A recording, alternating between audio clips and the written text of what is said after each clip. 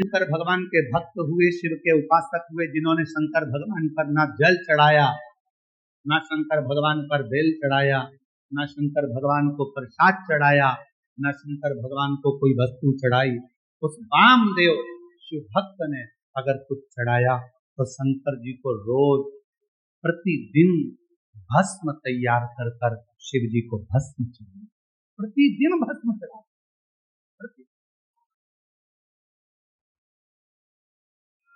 प्रतिदिन। आप सबको मालूम है ना भस्म कैसे बनाई जाती है? भस्म का नियम क्या है? अलोनी गोबरी, अलोनी गोबरी किसको कहते हैं? कंडा किसको कहते हैं? एक होता है गाय का गोबर लाए, हाथ से ऐसे ऐसे थाप कर उसका कंडा बना दिया, गोबरी बना दिया, ठीक है?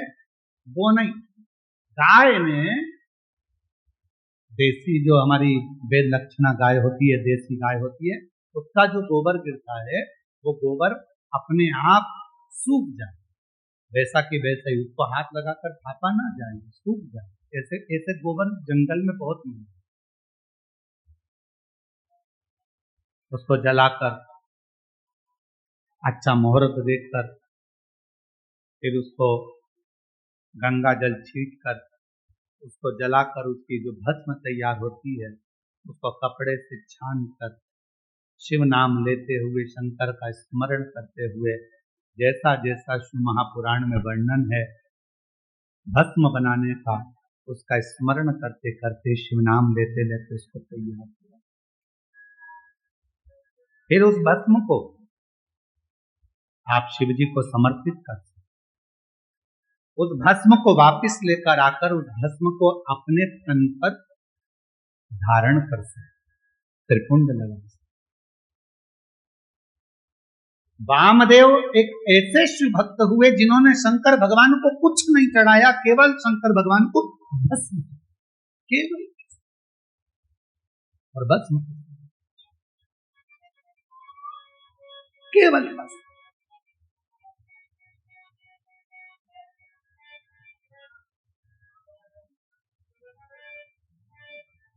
एक दिन क्रौंचारण्य पर्वत के नजदीक में क्रौंचारण्य वन में वो भ्रमण कर रहे, और वामदेव शिव भक्त जब क्रौंचारण्य वन प्रदेश में भ्रमण कर रहे थे, भ्रमण करते करते उन्होंने देखा कि शिवलिंग है सामने, भस्म तैयार करी, भस्म तैयार कर कर देवाधिदेव महादेव को चढ़ाकर उस भस्म को अपने तन पर धारण कर रहे थे, लगा रहे थे। तभी वहां एक ब्रह्म राक्षस, एक ब्रह्म राक्षस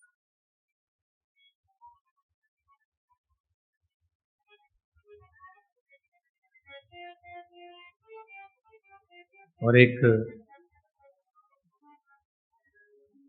ब्रह्म राक्षस उसी समय पर आया,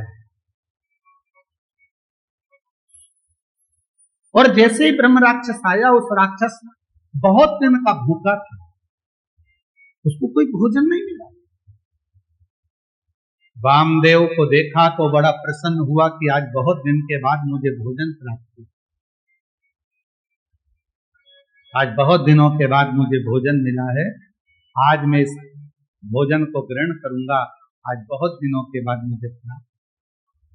और ब्रह्म राक्षस थोड़ी देर तक तो देखा, और देखने के बाद ब्रह्म राक्षस ने वामदेव को खाने के लिए उनके हाथ का स्पर्श कर, स्पर्श करते से ही जो तन पर भस्म लगी थी, वो भस्म वामदेव शिव मुनि के शरीर की वो भस्म ब्रह्म राक्षस के हाथ का स्पर्श, हाथ का स्पर्श।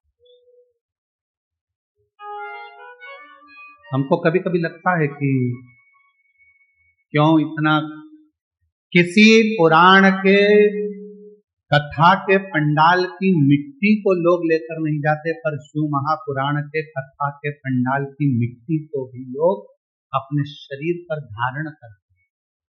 ये इस कथा से सीखने को मिलता है वामदेव जी की, कि भगवान शंकर के भजन का बल कितना बढ़ता है कि शिव जी के शरीर पर लगी हुई भस्म राक्षस का भी कल्याण कर देती है, तो शिव पुराण की कथा की पंडाल कई जीवों का कल्याण कर देती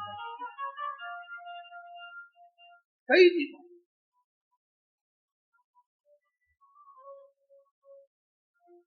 कई जीवों का उद्धार। और जो जैसी भावना लाया वो वैसा नहीं खाली उसे लौटाया, वो मजे हर्षाया और कर दिया माला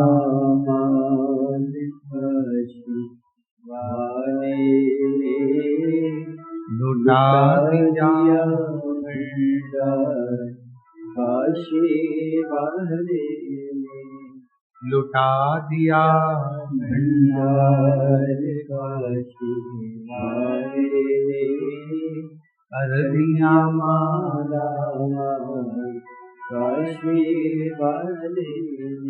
ब्रह्म राक्षस के शरीर से वो भस्म लगी, राक्षस का शरीर छूटा, अंदर राजकुमार का वेश उसने धारण कर और राजकुमार का वेश बनाकर बड़ा सुंदर स्वरूप बनाकर बड़ा सुंदर वेश बनाकर जब वो सामने आया, वामदेव शिव मुनि ने पूछा तुम कौन हो, कहाँ से आए हो, क्या तुम्हारा नाम है, अभी तो तुम मुझे खाने वाले थे, तुम तो राक्षस हो और अब तुमने इतना सुंदर रूप रख लिया, कौन हो तुम। कहा गुरुदेव पूर्व समय में मैं पवन राष्ट्र रक्षक था, मेरा नाम दुर्जय था, रक्षा करना मेरा काम था, मेरा नाम दुर्जय था, मैं रक्षा करता था। एक गलती मुझसे हो गई, ना तो मैं कभी शंकर का उपासना करता था, ना कभी मैं मंदिर शिव जी के गया, ना कभी मैंने शंकर का भजन किया, ना कभी मैंने शिव की आराधना करी, ना साधना करी। और कोई अगर शंकर के मंदिर जाता था, शंकर को लोटा भर जल चढ़ाने जाता था या शिव की भक्ति कोई करता था, तो उसमें मैं अड़चन उत्पन्न करता था, उसको रोक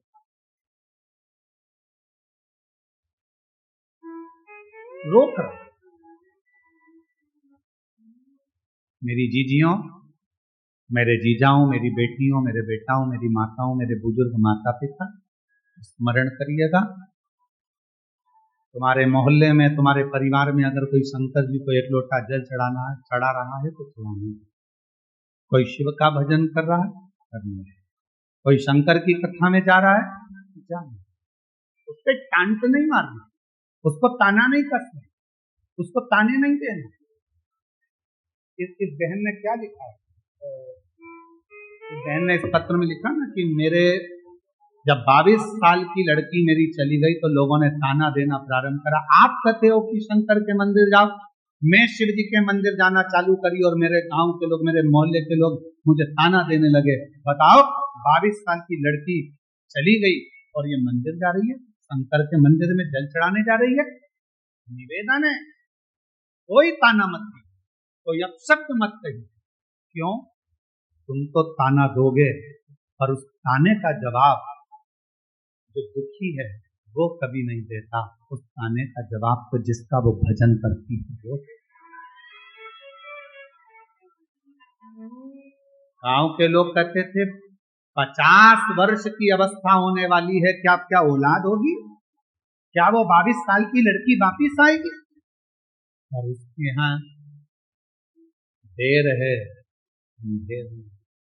और वो जब कृपा करता है तो छप्पर फाड़ कर देते। क्या हो सकता, क्या दे सकता। मेरा नाम दुर्जय था। ब्रह्म राक्षस कह रहा है मेरा नाम दुर्जय था। कोई मंदिर जाता था तो ताने देता था, कोई भगवान के भजन में जाता था तो उसको ताने देता था। मंदिर जाने के लिए मैं उनको रोक लेता था, कह देता था क्या करोगे मंदिर जाकर, क्या रखा है शिव पुराण में, क्या करोगे शंकर की कथा सुनकर। ऐसे तो बहुत आते बहुत जाते, दिन रात मैं शंकर की निंदा, मंदिर की निंदा, शिव पुराण की निंदा, शंकर के भक्त की निंदा दिन भर करता था। आखिरी में मेरे शरीर में एक रोग लग गया और वो रोग इतना बढ़ता चले गया, एक रोग के साथ दूसरा रोग लग गया, दूसरे रोग के साथ तीसरा रोग लग गया। जो शिव की निंदा करता है, भगवान शंकर या भगवान शंकर के भक्त की अगर कोई निंदा करता है, शिव महापुराण की कोई निंदा करता है, आखिरी का उसका शरीर बहुत बेकार हो, शरीर इतना बुरा हो जाता है कि घर के लोग भगवान से प्रार्थना करते हैं कि इसको उठा लो, भगत अब मत रखो इसको संसार। शिव निंदा, देव ऋषि नारद ने शंकर भगवान की निंदा करी, बंदर का मुंह लगा। भगवान विष्णु ने शंकर जी की निंदा श्रवण करी, घोड़े का मुंह लगा। भाई जी वो काल हुआ। शिव की निंदा जो करता है आखिरी में उसको भोगना पड़ता है, भोगना ही पड़ता। आप कथा में नहीं जा सकते, मत जाओ।